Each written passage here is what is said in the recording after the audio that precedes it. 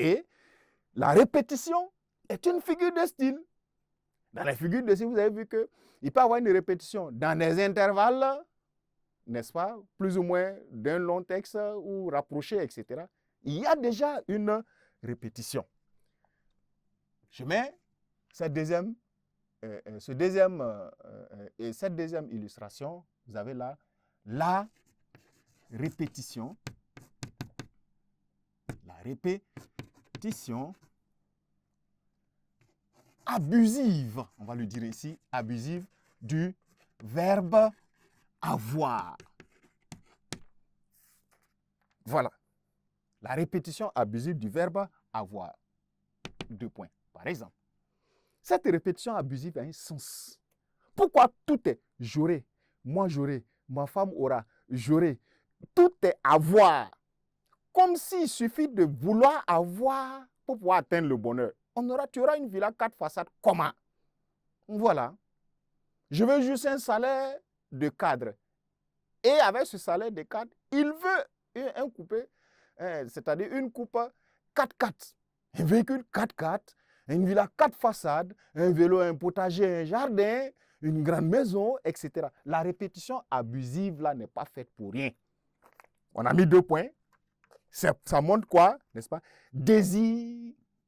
Voilà, le désir, n'est-ce pas?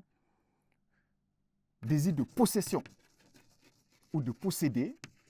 Le désir de possession du bonheur. Du bonheur un peu trop facile. Un peu trop facile. D'accord? Et le poète s'attribue plusieurs sources de bonheur. D'accord? On a plusieurs sources du bonheur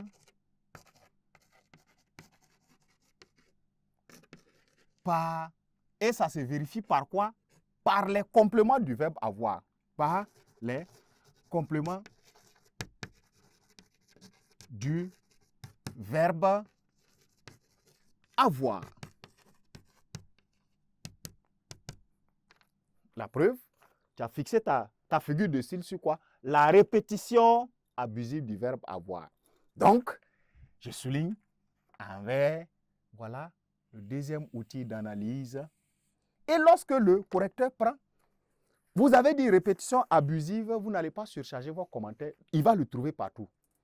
Je serai, à peine il dit, j'aurai, voilà, mon rêve c'est d'avoir, n'est-ce pas?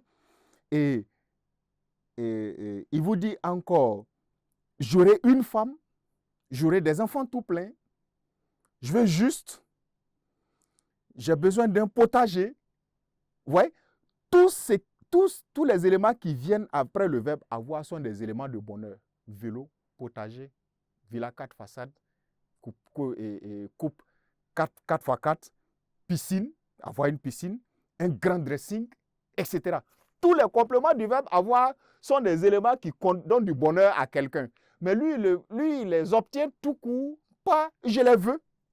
Il veut les avoir et automatiquement il a. Au lieu de donner sa stratégie, quel métier il va mener pour pouvoir l'avoir, s'il disait que je veux faire ce travail qui est payé très cher en fin du mois, peut-être on peut le faire tout. Mais non, lui, il ne vous dit rien de tout ça, mais il veut avoir. Il y a une considération trop facile du bonheur.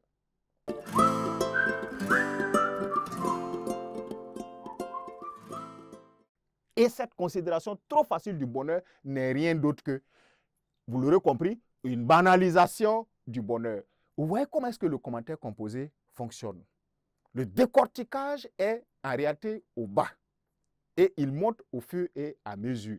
Mais supprimons ça encore une fois de plus. Si on supprimait ce sous-centre d'intérêt, si vous, dans votre commentaire composé, vous n'aviez pas détecté ça, tout le travail allait être endossé directement au centre d'intérêt. Tout le temps au centre d'intérêt. Et regardez l'ennui que ça donne. Le vers 1 est une déclaration osée qui montre que l'auteur banalise le bonheur. Le vers 7 est une extension prétentieuse de ce bonheur qui montre que l'auteur banalise le bonheur. Par les figures de style, la répétition abusive du verbe avoir montre que l'auteur banalise le bonheur. Vous voyez? Et comme on le dit, on a ici, on a plusieurs sources du bonheur. Les nombreuses sources du bonheur que vous allez découvrir, ce n'est pas faux. Ces sources-là ne sont pas fausses, seulement elles sont très mal connectées au travail. Voilà pourquoi lui, il constitue celui qui endosse la démonstration verbale pour justifier le centre d'intérêt. C'est seulement en ce moment que nous sommes dans un commentaire composé. Sinon, vos figures de style, vos ressources syntaxiques, quelque belles soient-elles, quelque justes soient-elles, elles seront sans valeur si jamais leur démonstration ne passe pas par un sous-centre d'intérêt. Voilà ce que nous donne, d'accord, vous voyez, cette deuxième analyse de figure de style, une seule figure de style. On peut en avoir d'autres. Il compare le bonheur à, il fait des métaphores, il fait des comparaisons, il fait des personnifications, mais encore une fois de plus, ça n'a aucun sens de cumuler des éléments d'une même catégorie dans un texte sans vraiment tirer une cause à effet différente. Une personnification, une répétition, une métaphore. Si ça pouvait nous dire qu'il considère mal le bonheur, il faut aller vers autres ressources d'analyse qui sont plus ou moins, d'accord. On peut aller avec, si vous voulez, le champ lexical. Enfin, on peut s'intéresser aux éléments du lexique. Un lexique de la négligence, par exemple, dans le texte. Et on peut s'intéresser, par exemple, au champ lexical de la négligence. Vous voyez ce que ça nous donne? L'étude d'un seul centre d'intérêt d'abord, d'un seul sous-centre d'intérêt.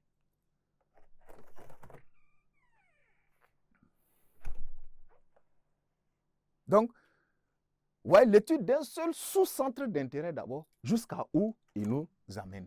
Et enfin, on pourrait, n'est-ce pas, chercher, voilà, un outil du lexique dans le texte, qui peut être un champ lexical ou un lexique de la banalisation, ou en tout cas toute manière d'être faite. Vous aurez rendu compte que, tiens, le sous-centre d'intérêt 1 là, vous l'avez traité au moins d'un outil de la syntaxe, d'un outil du style et d'un outil du lexique.